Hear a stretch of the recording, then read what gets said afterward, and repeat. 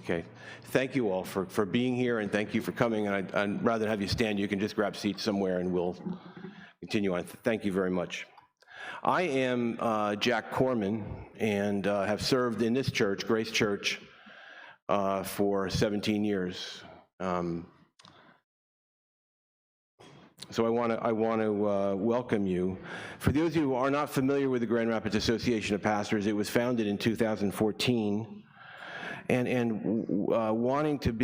aspiring to be a diverse group of pastors across denominational and racial, ethnic lines, to stand together in this city for evidence the unity of the body of Christ, for reconciliation, and to pursue justice in this city. So out of those aspirations, we have drafted a statement that will be read in just a minute. I also just want to mention that we're calling churches, pastors and churches, to consider this coming Sunday, Pentecost Sunday, as Justice Sunday, and in some way, Justice for Patrick, and in some way to bring forward these issues within their congregations. So with that, I would like to introduce Adam Lipscomb and Jathan Austin to just participate in the statement. Okay.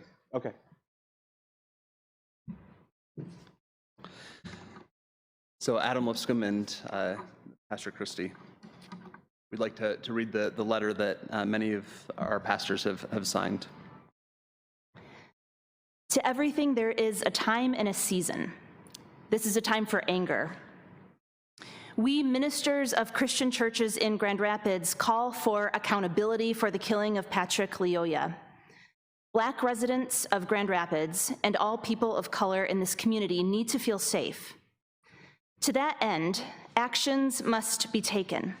We stand with our colleagues in the Black Clergy Coalition and echo the NAACP, the ACLU, Urban Core Collective, A Glimpse of Africa, and other leaders who represent those most impacted by this incident in the following.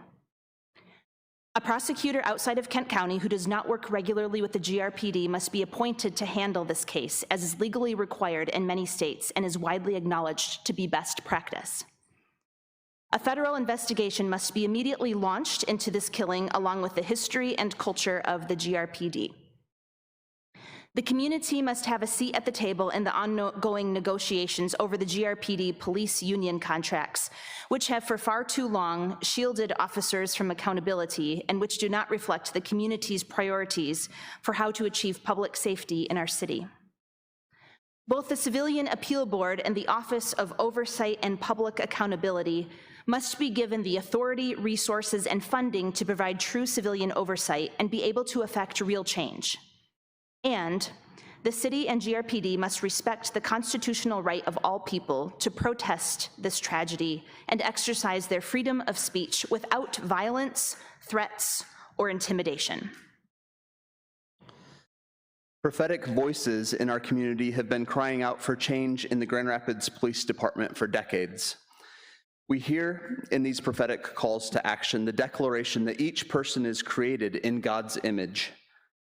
We recognize the call of the scriptures to do justice without showing favoritism, and we see the ministry of Jesus, who was and is not only a reconciler of humanity, but is also the coming judge to set things right. These prophetic voices cried out for change when Black boys were threatened with GRPD guns while walking home from playing basketball at the Kroc Center. These prophetic voices cried out for change when evidence showed clearly that Black motorists are twice as likely to be pulled over by the GRPD. These prophetic voices cried out for change when 11-year-old Honesty Hodges had a gun pointed at her and was then handcuffed by the GRPD in her backyard. These prophetic voices cried out for change when Gilmar Ramos Gomez, a U.S. citizen who is carrying multiple forms of identification, was given over to Immigration and Customs Enforcement by the GRPD. The death of Patrick Lyoya has devastated families, most acutely his parents, and the many members of the Congolese community and other immigrants from Africa. It has also devastated every person who watched the video of Patrick's death and understood that Blackness itself is considered a threat. Too often, it is itself a death sentence. Yes, this is a time for anger. Our anger is appropriate, it is justified, and it is even holy. This anger is rooted in our deep belief in the dignity, the image of God that dwelled in Patrick Lyoya. It is anger that is rooted in our ongoing belief in the dignity, the image of God that dwells in Officer Scher. It is anger that comes from admitting that we have created, accepted, perpetuated a system that trains an officer to discern that his best choice in that moment was to reach for his gun and pull the trigger. The gospel of Jesus calls us to work against racism. We commit to being agents of change in any system that makes this community less safe for Black and brown people for as long as it takes to see change come. We commit to this over the long term. For the short term, we join with other organizations in Grand Rapids to call for the 5 points above. That is how our government can bear witness to the humanity and dignity of Patrick Lyoya. Thank you.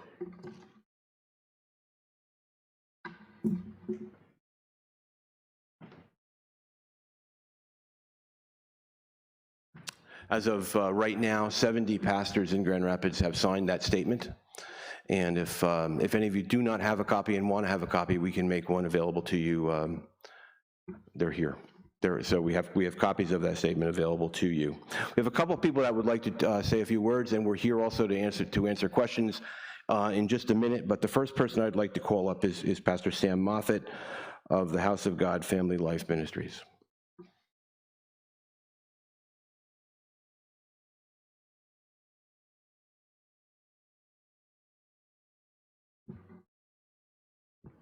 Good afternoon.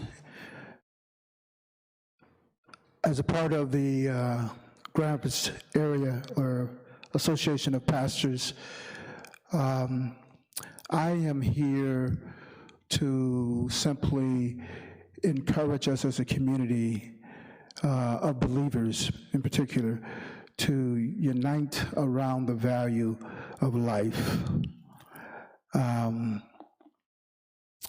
We've all watched the video, and we've watched a life being taken unnecessarily.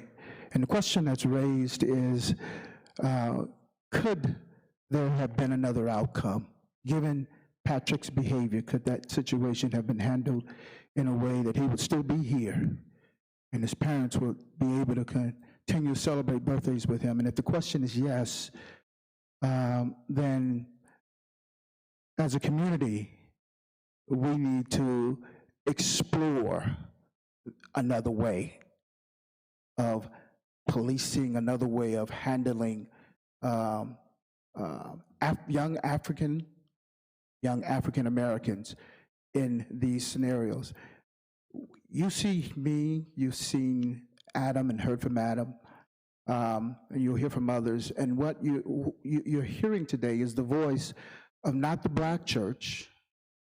You're not hearing the voice of the white church, but you're hearing the voice of the church here in Grand Rapids that has united around the reality that life matters. With all of our imperfections, we agree that life matters. Patrick's life matters. Officer Scher's life matters. And when there's a life taken needlessly and unnecessarily, as a community of believers, we can't just be silent and say nothing and do nothing.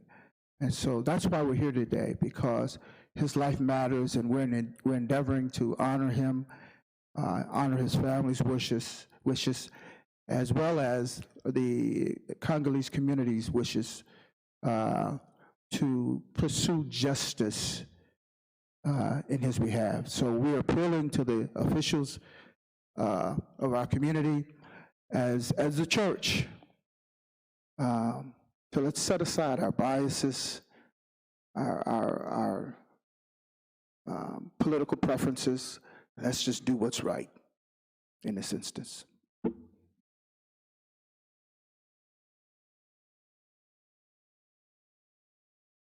Also, last speaker, we've asked Pastor John Mondi of the African Community Fellowship Church to say a few words.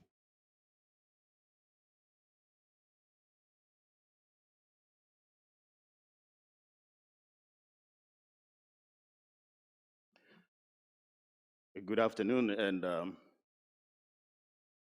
good to be here with brothers and sisters in the Lord, gathering under such circumstances where we're still grieving and mourning the loss of a precious life. But before I say anything, I would like to extend my sincere gratitude and thanksgiving on behalf of the African immigrants, which I feel not worthy to represent because it's not a monolithic community. It's quite a diverse community, although we come from Africa. But as a one of the spiritual leaders here, it's such a privilege to speak on their behalf.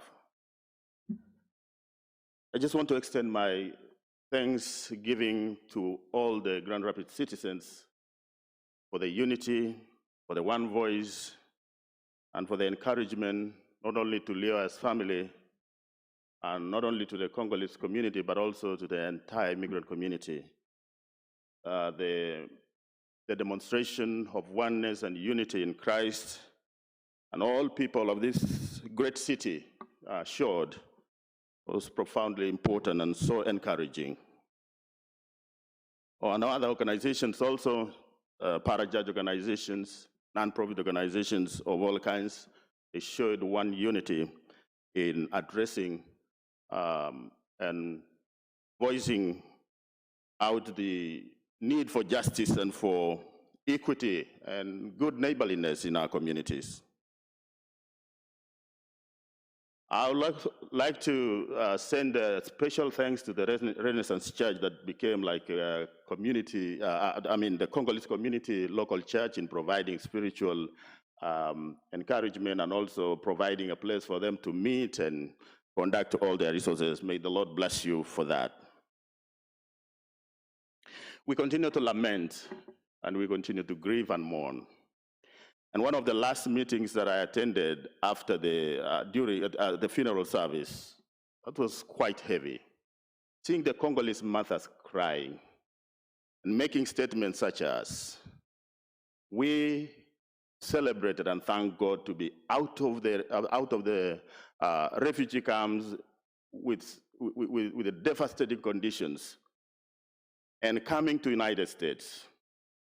United States that is painted very rosy, very great country, a country that demonstrates shalom outside the United States.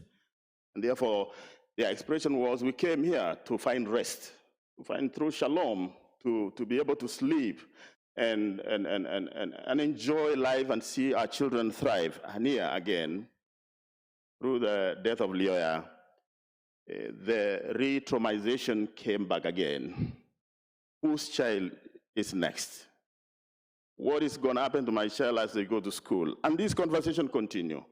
The tears continue to be shed by this community. And therefore, it's so encouraging to see that there's a movement, not only in our entire community, but also the movement within the Christian community represented by us here today, that we will continue to speak on behalf of those that need voice. And there are cultural barriers, and therefore it is so encouraging to see all of us gather here, so that as we come with our shortcoming in terms of cultural ways of doing things here in the United States, we have our dear brothers and sisters who will lead us and encourage us, something that has been missing.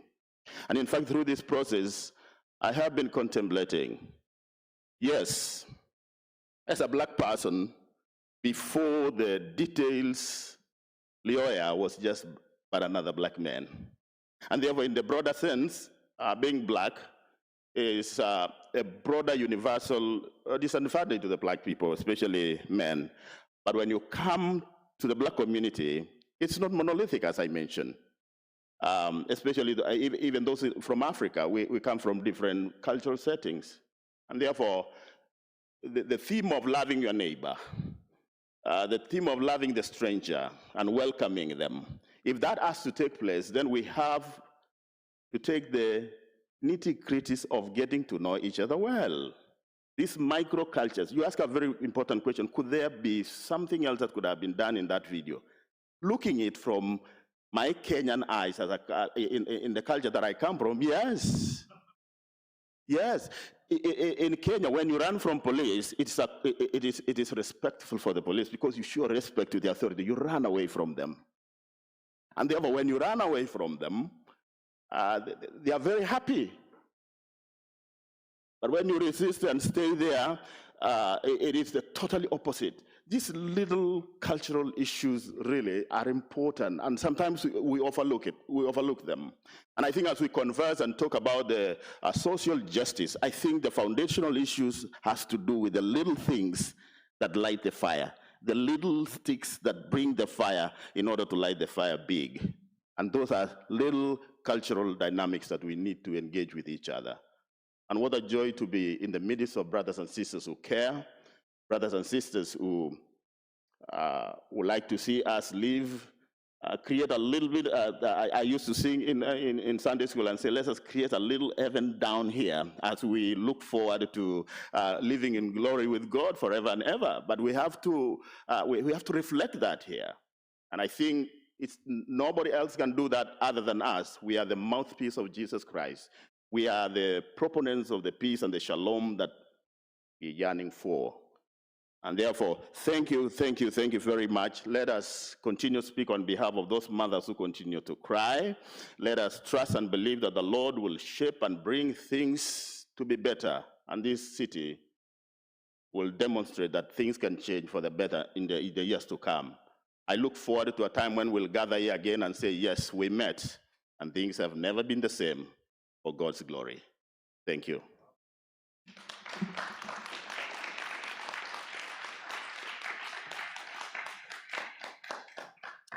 Thank you, Pastor. We'd like to be available to answer any questions that you have, and I'd ask Pastor Jathan Austin and Dr. Willie Golston and Peter Tewinkle and Adam Lipscomb to come forward, and if you have any questions, we will attempt to answer them.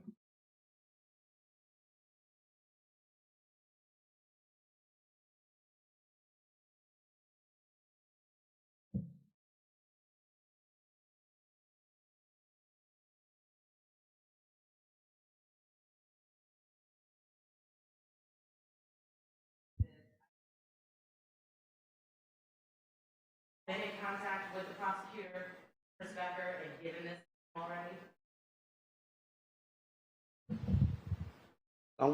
I don't believe we've given the letter yet to Attorney Becker, but we have been in contact with him, and we have asked him now on several occasions to accuse himself. That is our ask. We are asking him to step down. We feel like his bias will bias his opinion towards the case, and we're asking him to allow Dana Nelson to take over the case. And at this point, he has refused to do so. Why are clergy members putting their effort behind this? Why is this important to you guys? Well, we truly believe that the faith leaders have always been engaged in the midst of social justice while preaching a social gospel. And oftentimes, the faith leader is the one that is most respected, the one that is there during good times and challenging times, so that we can make sure that faith is at the heart. And last time we checked, faith without works is dead. And as a part of us engaging in the midst of speaking and standing and trying to encourage and empower persons from the pew and in the congregation, we believe that can make the utmost difference in the midst of what we're going through in times like these. I think we can also say, like as Pastor Moffett said, this is about life and death. And we are adamantly for life for every human being in the limits of this city. And so what we might otherwise be numb to as something that we're told to accept, we're here to say one life lost is far too many, And then to also be a voice to say that it's not just one life, it's every mother and every relative and every friend and everyone who shares the same skin color who is now afraid for their life.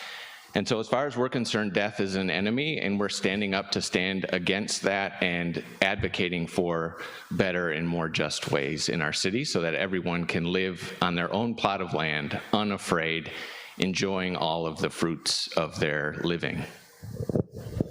I think it's also important to note that during times of election, politicians want to come to our churches to advocate their position.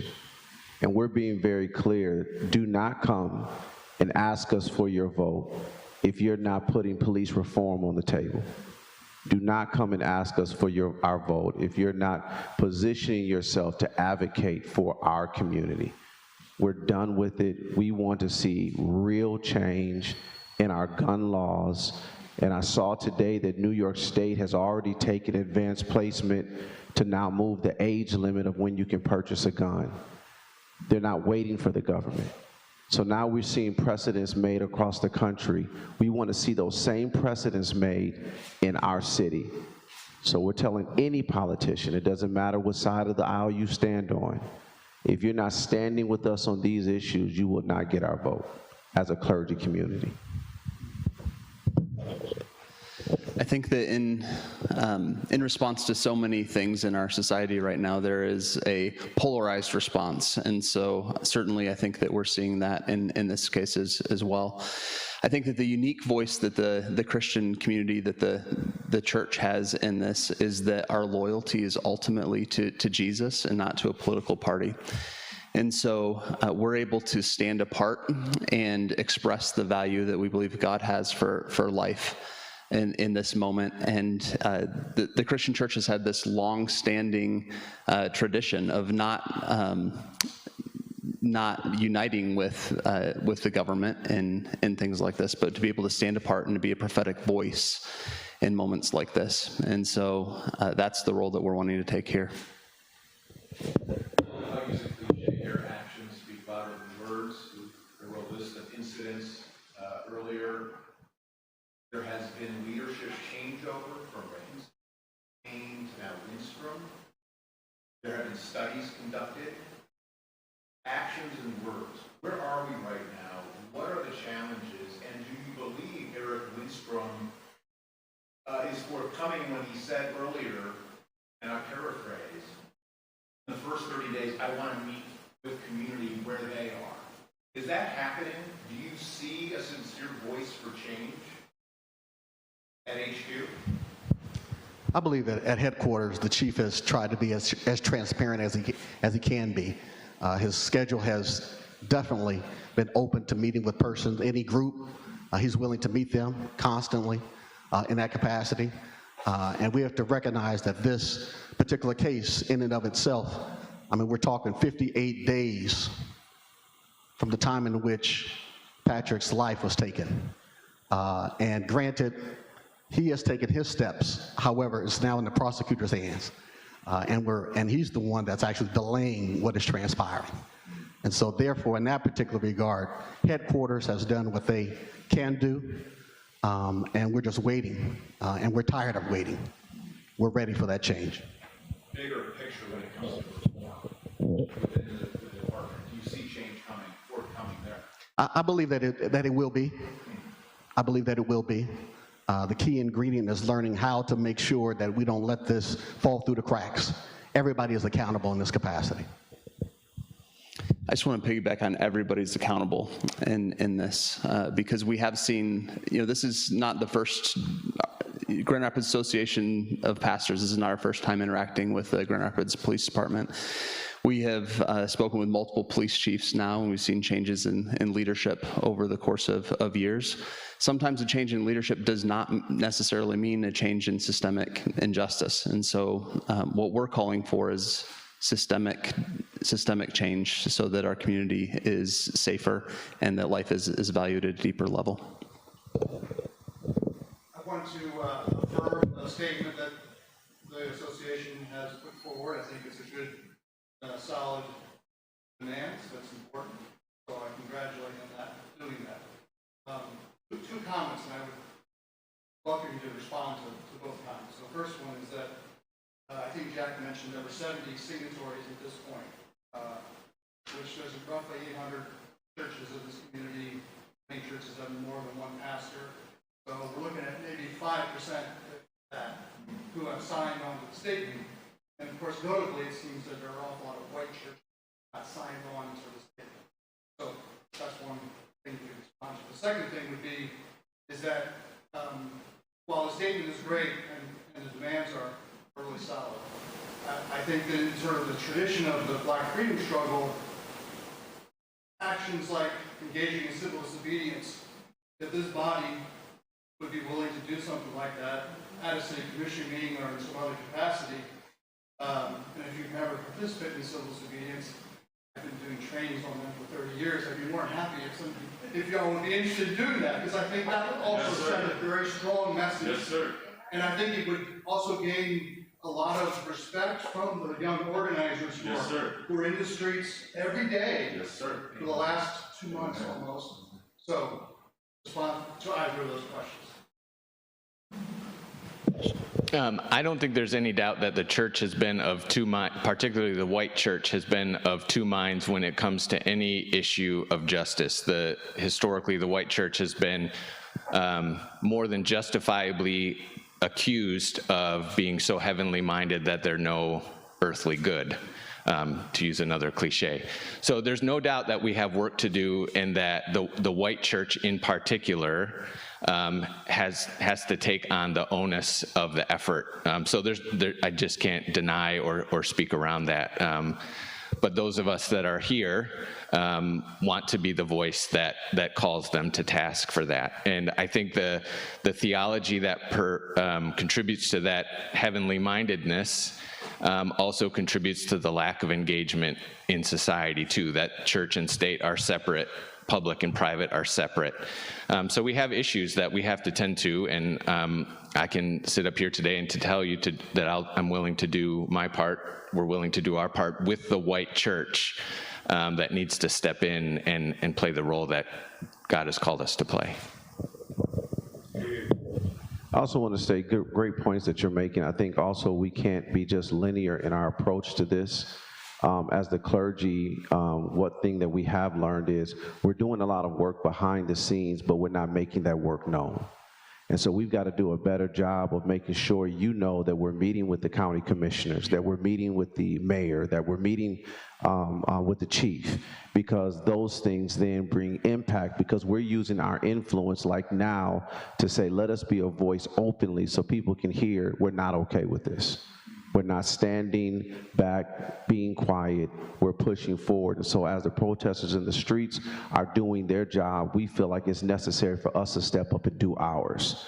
That I think hand in hand, we create the community that we want, so that way everybody is doing their job and their assignment.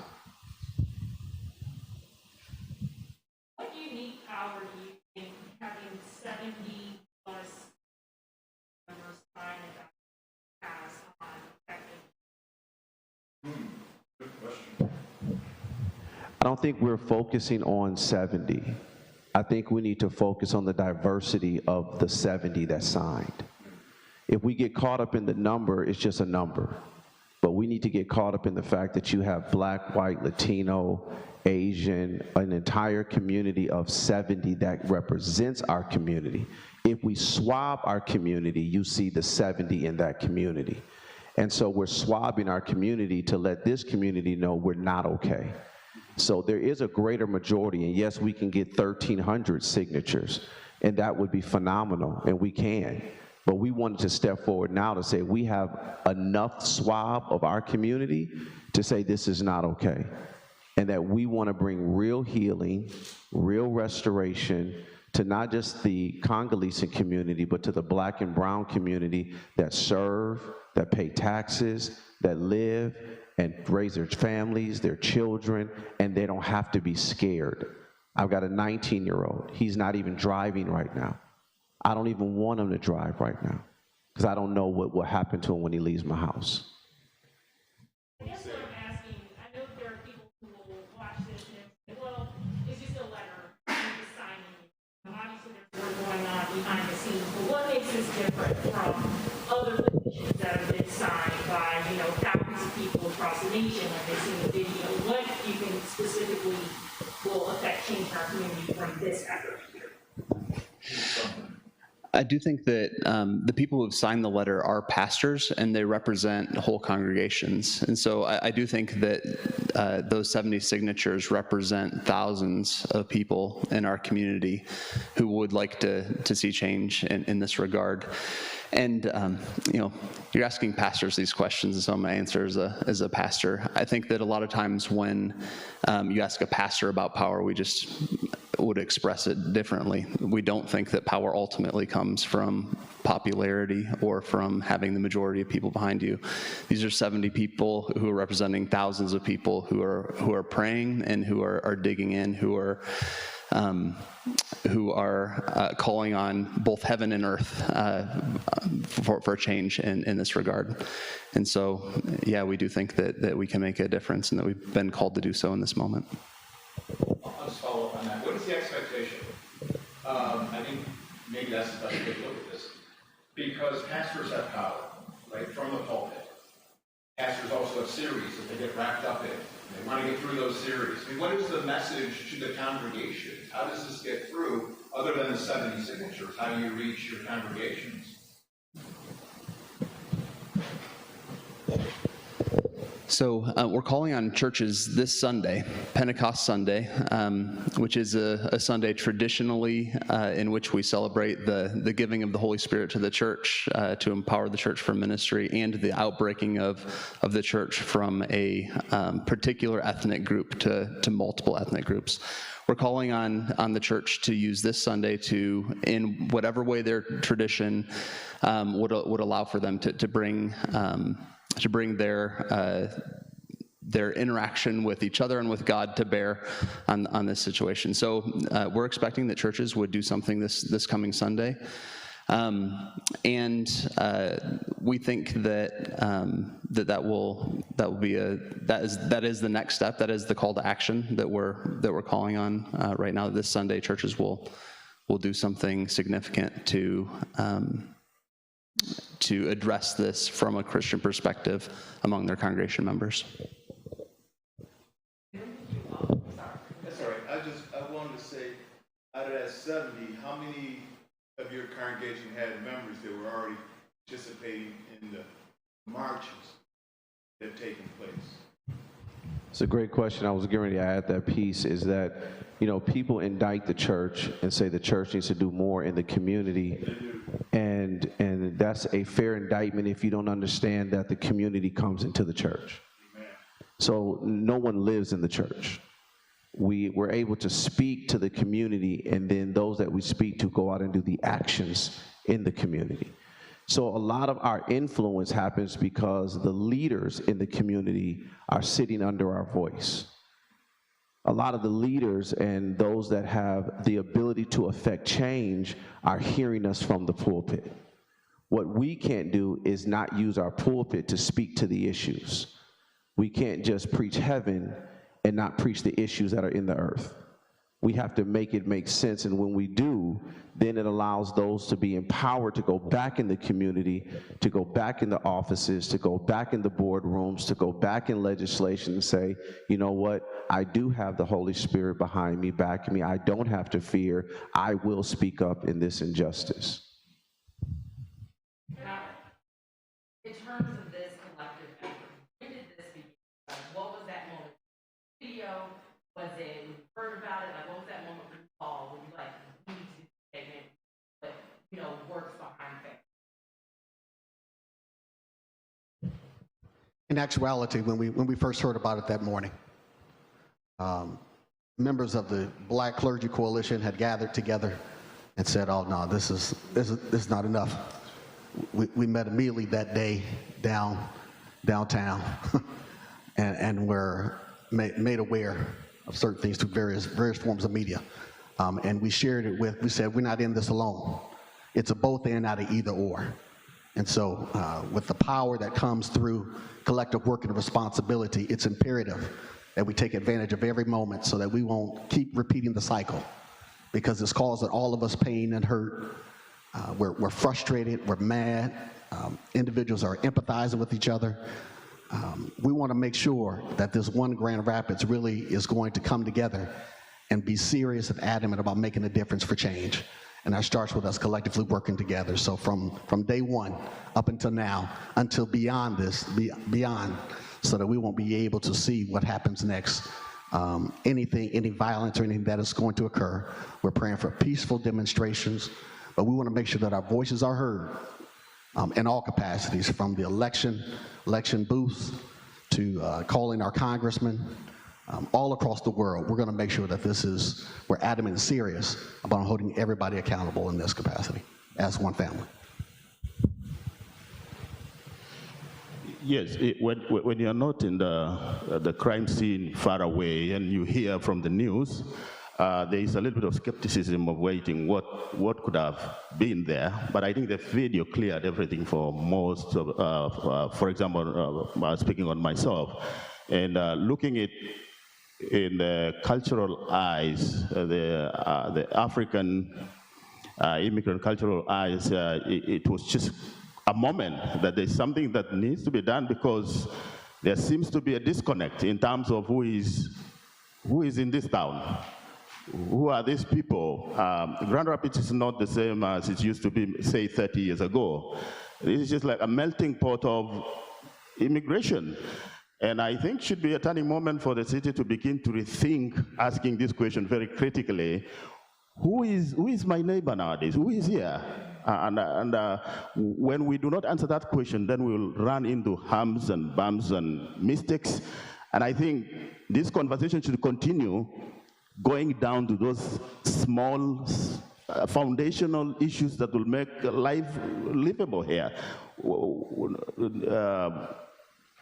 When we know each other's behaviors, how we live in those small microcultures that will melt into this broader culture that we live called United States. So yeah, for me, it was the video that said, whoa, there's something wrong here in terms of who lives here, and now even the relationship with the police and the community.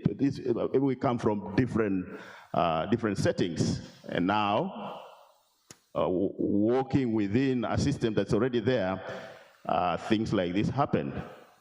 Yeah, this conversation needs to continue going down to the foundations. There have been a lot of calls for accountability and justice.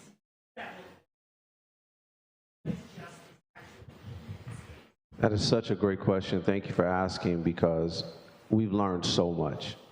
We've learned that protesting is great, but if we don't change and reform the systemic laws that protect these officers that can shoot someone and their name not even be mentioned, these are issues that go far beyond what we're even saying here. So that's why we've got to go to legislation. That's why now we've got to tell our politicians, you do not have our support, because we're doing this work now because we want to see real results. Those results now need to take place that does not protect officers in these instances. These instances now need to be reformed so that we all feel safe, and legislation cannot protect them and they can't hide behind them.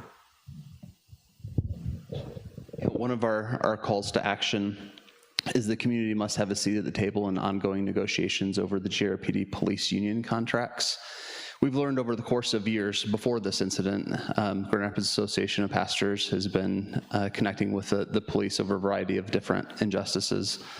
That often it is the protection of the unions that causes the systemic injustice to persist. And so I think that the demands that we've put together are ones that have been,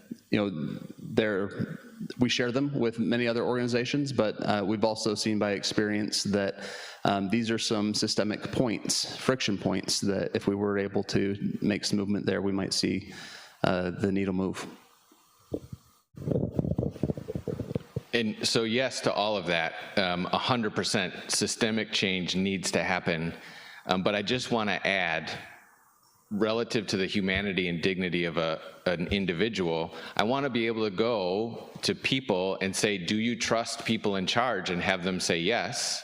I want to be able to go to citizens of Grand Rapids and say, do you feel safe to ride your bike or drive a car or walk down the street without being harmed? And if they can answer yes to questions like that, then I'll know that the systemic changes we've made have been just.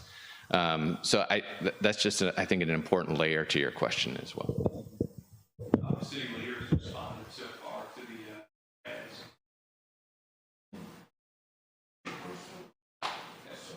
Have they been sent the letter? This morning, someone from the city manager's office emailed GRAP, asked if we would be interested in meeting with the police chief or with the citizens board director. So to answer your question, it sounds like they've been made aware of the letter. It was a public letter, so yeah, I mean that they're asking for, it sounds like, for a meeting with us, but yeah, we don't have any insight into how they're responding. You guys have mentioned that there was some work behind the scenes being done, so I'm sure at least components of the commitments have been brought up to city leaders since Patrick's death. What has the response been? So Adam has stated something that's very critical to this work has been going on for a while. The NAACP has been put together a list of demands and things that they had asked for, as well as the Black Clergy Coalition, and we have yet to see these things happen. So we have yet to see them really act with real results to see change happen. So that's why now we feel like it's imperative for us to turn the heat up, because what oftentimes happens is we meet in these back rooms, private conversations, and you're pacified. But now we recognize that we cannot stay in those back rooms. We've got to speak out openly to say these are our demands, so the community and the public knows now this is what we're asking for, because that pressure needs to be placed on our community leaders.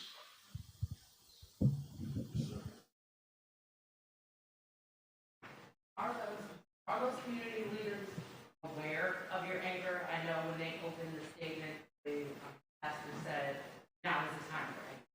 Are they aware of this? And I guess my follow-up question is how long do you plan? And I don't, gosh, I wish there was a better way I could say that. But I've covered these stories time and time again. Always resistance. Over time, you see the person break down. How long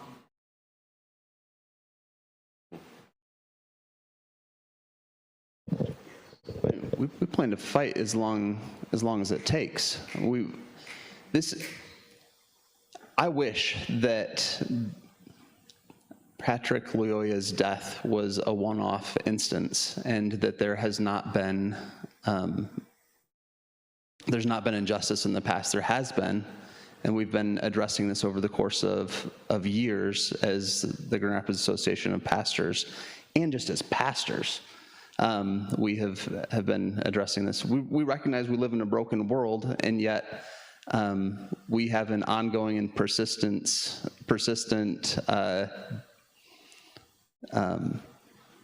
we're not going to let it go. We're going to keep going after it. Yeah, we want to see real change happen in our community.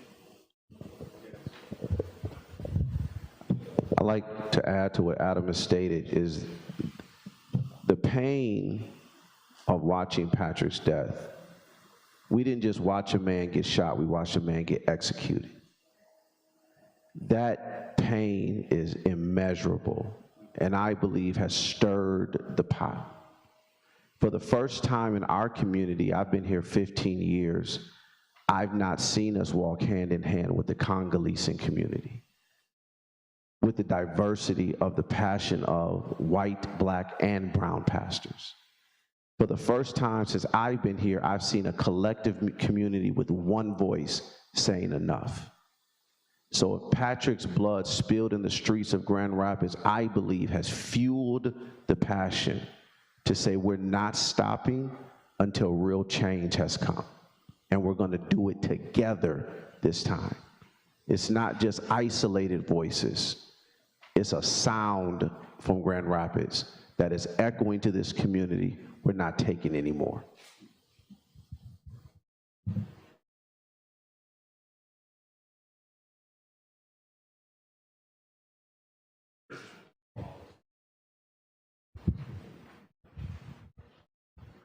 John Monday, African Community Fellowship Church.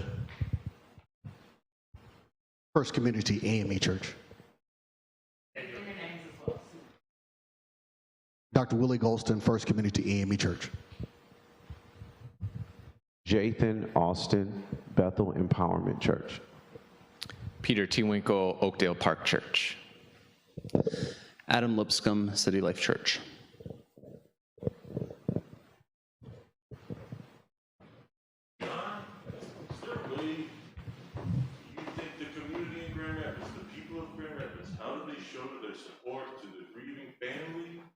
Grieving communities that are close. What's your sense? But the people of Grand Rapids, the regular citizens, signs, ones who ain't marching, okay, they got signs. What do those people do to support this family? What is your faith? Anything? Thank you very much. I think I echo my brother's observation that this has brought us together in a very profound way. Since this happened, it's been, as if you recall my introduction, as an African community, we are so grateful that what we have seen is just embrace of love, care, empathy, encouraging the family. But in terms of the direct help to the Congolese community and particularly Lyoya's family, I think within the Glimpse of Africa and other organizations within the Congolese community, they have the different ways these, whether it's physical help or visiting the family, they have those ones. But in the general observation in terms of working this together as a Grand Rapids community, there's never been a whole of coldness that we have felt, but only warmth. We have seen the hand of Christ with all of you, with everyone else, with everybody in the community, whether they are Christians or non-Christians. This death really has brought us together, and that's why it's good to use up this power in terms of continuing to speak about justice to reach that imperfect before we get to heaven, good neighborliness and good brotherhood and sisterhood as we coexist together in our communities.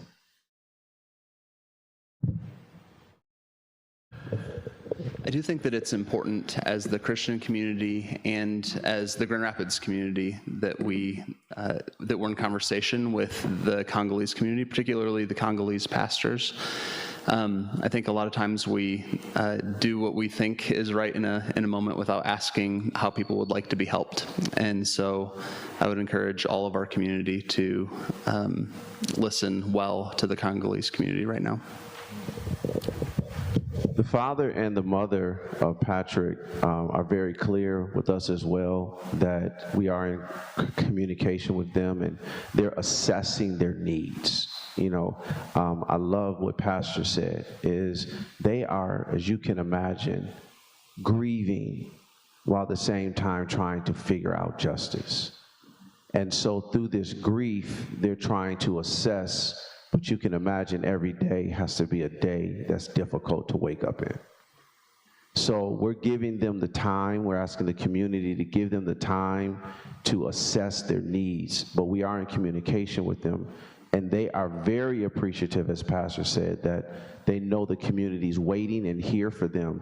But what they have asked, they said to us, is please be peaceful in your approach. Please represent us in the way that represents Christ, because we are believers and we want people to know that we are believers. I heard that there was a GoFundMe page that collected money on behalf of the family. They never saw a dime of that. There's something that we can say to the community to do that doesn't happen. I think right now, our focus really needs to be on making sure the family's okay. I think any GoFundMe issue is an issue that we can address at appropriate time, which I'm sure will be addressed. But I think right now, the family just needs to know we care. We're there, and if we have to send support directly to them, they'll get what they need.